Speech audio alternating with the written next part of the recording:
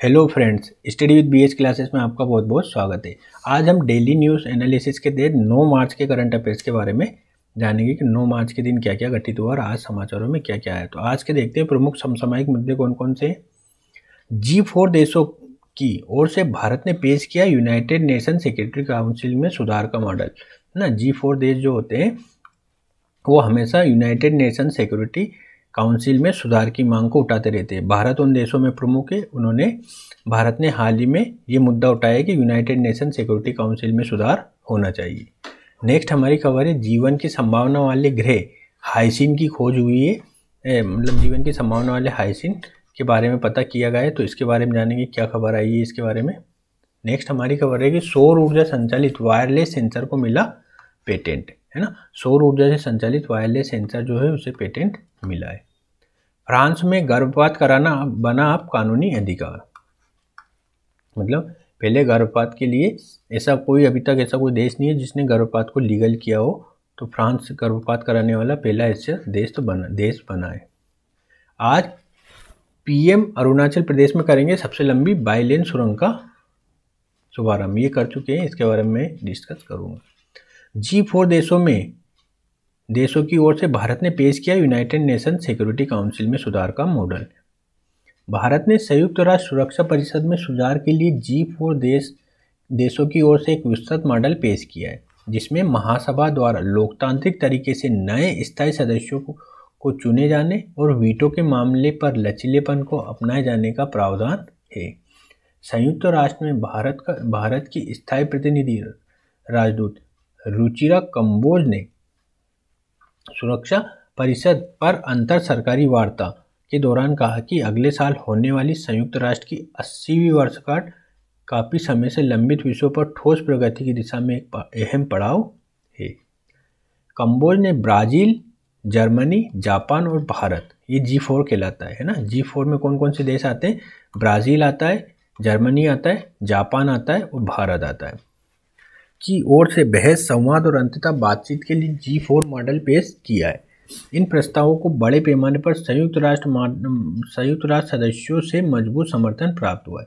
कंबोज ने महासभा में संयुक्त राष्ट्र के सदस्य देशों के साथ विस्तृत G4 मॉडल साझा करते हुए कहा कि जब 1945 में परिषद की स्थापना की गई थी, तब की वास्तविकताएं आधुनिक युग और नई सदी की भू राजनीतिक वास्तविकताओं से काफ़ी समय पहले बदल गई है और इसमें बदलाव की आवश्यकता महसूस की जा रही है। उन्होंने कहा कि इन नई वास्तविकताओं को ध्यान में रखते हुए G4 मॉडल का प्रस्ताव है कि 6 स्थायी और 4 या 5 गैर स्थायी सदस्यों को जोड़कर सुरक्षा परिषद की सदस्यता मौजूदा 15 से बढ़ाकर 25-26 के आसपास की जानी चाहिए। देखो, अभी 15 सदस्य होते हैं जिसमें 5 स्थायी होते हैं और 10 अस्थायी होते हैं, है ना। इसमें वो मतलब बोल रहे हैं G4 देश 6 स्थायी होनी चाहिए और जो 6 स्थायी होनी चाहिए, 4 या 5 गैर स्थायी सदस्य भी जोड़े जाने चाहिए। तो इस तरीके से इसकी संख्या कितनी हो जाएगी? 25-26 के अराउंड। नेक्स्ट हमारी खबर रहेगी, जीवन की संभावना वाले ग्रह हाइसिन की खोज हुई है। ये कल के दैनिक जागरण के राष्ट्रीय संस्करण में आई थी, तो मैंने इसको लिया है। क्या ये नासा के वैज्ञानिकों ने 120 प्रकाश वर्ष दूर एक ऐसे विशाल ग्रह हाइसिन की खोज की है जो पानी के महासागर से भरा हो सकता है। इस सुदूर ग्रह में जीवन की उम्मीद जगाने वाला रासायनिक संकेत भी मिले हैं। नासा के जेम्स वेब टेलीस्कोप ने सौर मंडल के बाहर इस ग्रह पर मीथेन और कार्बन डाइऑक्साइड सहित कुछ अणुओं की मौजूदगी का पता लगा है। इस जानकारी से उन अध्ययनों को प्रामाणिक होने में मदद मिल सकती है जिनसे कि 218b ग्रह के हाइसिन एक्सोप्लैनेट होने की संभावना जताई गई थी। हाइसिन ऐसे ग्रह को कहते हैं जिसमें हाइड्रोजन से समृद्ध वातावरण और पानी से ढके सतह होती है। हाइसिन ग्रह की तस्वीरें आर्टिस्ट ने तैयार की। तो ये खबर आई थी कल के दैनिक जागरण के राष्ट्रीय संस्करण में, है ना। जो दैनिक जागरण पेपर होता है उसके राष्ट्रीय संस्करण में आई थी दैनिक जागरण की। नेक्स्ट हमारी खबर है, सौर ऊर्जा संचालित वायरलेस सेंसर को मिला पेटेंट। भारतीय प्रौद्योगिकी संस्थान आईआईटी मंडी के शोधकर्ताओं ने सौर ऊर्जा से संचालित सीधे क्लाउड सक्षम indoor wireless sensor network nodes के लिए स्पष्ट रूप से डिजाइन की गई एक बिजली प्रबंधन इकाई का पेटेंट करा है। ये नोड्स कम शक्ति वायरलेस संचार प्रौद्योगिकियों पर विशिष्ट लाभ प्रदान करते हैं। अक्सर डेटा ट्रांसमिशन के दौरान उच्च पीक करंट की खपत से संबंधित चुनौतियों का सामना करते हैं, जिससे बैटरी क्षमता में गिरावट और जीवन काल कम हो जाता है। अधिकारियों के अनुसार पावर मैनेजमेंट यूनिट एक नया डिजाइन है जिसे विशेष रूप से उन अनुप्रयोगों के लिए तैयार किया गया है जिनके लिए लगातार डेटा ट्रांसमिशन की आवश्यकता होती है।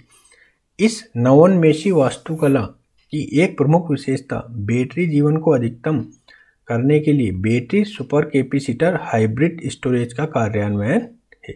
तो ये खबर भी महत्वपूर्ण थी। फ्रांस में गर्भपात कराना बना कानूनी अधिकार। फ्रांस की इमैनुअल मैक्रों सरकार ने इंटरनेशनल वुमेन्स डे 8 मार्च पर देश की महिलाओं को बड़ा तोहफा दिया है।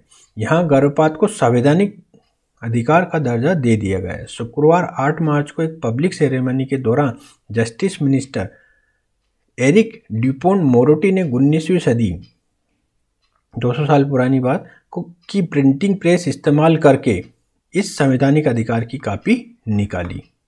इस मामले पर पिछले हफ्ते फ्रेंच पार्लियामेंट में वोटिंग हुई थी। प्रस्ताव के पक्ष में 780 और विरोध में 72 वोट पड़े थे। अमेरिका, ब्रिटेन, इंडोनेशिया और मेक्सिको समेत दुनिया के कई देशों में गर्भपात को संवैधानिक बनाने की मांग की जाती रही है। हालांकि इस मांग को पूरा करने वाला फ्रांस पहला देश बना है। मतलब फ्रांस एक ऐसा पहला देश है जिसमें संवैधानिक रूप से गर्भपात को कानूनी रूप से मान्यता दी गई है। नेक्स्ट हमारी खबर रहेगी, आज पीएम अरुणाचल प्रदेश में करेंगे सबसे लंबी बाईलेन सुरंग का शुभारंभ। भारत चीन सीमा के पूर्वी क्षेत्र की ओर बेहतर पहुंच के लिए प्रधानमंत्री नरेंद्र मोदी आज अरुणाचल प्रदेश के तवांग जिले में सेला सुरंग का उद्घाटन करेंगे। असम के तेजपुर को अरुणाचल प्रदेश के तवांग को जोड़ने वाली सड़क पर स्थित सुरंग की आधारशिला पीएम मोदी ने फरवरी 2019 में रखी थी। इससे तेजपुर से तवांग तक यात्रा के समय में 1 घंटे से अधिक की कमी आएगी। केंद्र के सीमा सड़क संगठन की इस परियोजना में 2 सुरंग और लिंक रोड शामिल है और एक लिंक रोड शामिल है। सुरंग 1980 मीटर लंबे सिंगल ट्यूब होगी, जबकि सुरंग 2 1.5 किलोमीटर लंबी होगी, जिसमें यातायात और आपातकालीन सेवाओं के लिए एक बाईलेन ट्यूब होगी। दोनों सुरंग के बीच 1200 मीटर लंबी लिंक रोड होगी। तवांग जिले के शेष अरुणाचल प्रदेश से जोड़ने वाली ये सुरंग हर मौसम में आवागमन के लिए उपलब्ध रहेगी। सेला सुरंग सफर के समय को भी पहले के मुकाबले काफ़ी कम कर देगा। ये सुरंग अरुणाचल के पश्चिम कामेंग जिले में तवांग और दिरांग के बीच की दूरी को 12 किलोमीटर तक कम करेगा, जिससे लगभग 90 मिनट बच सकते हैं। बता दें कि सेला सुरंग दुनिया की सबसे लंबी डबल लेन सुरंग है ना। सेला सुरंग दुनिया की सबसे लंबी डबल लेन सुरंग है। तो आज की वीडियो हम यहीं पे समाप्त करते हैं। वीडियो देखने के लिए बहुत बहुत धन्यवाद।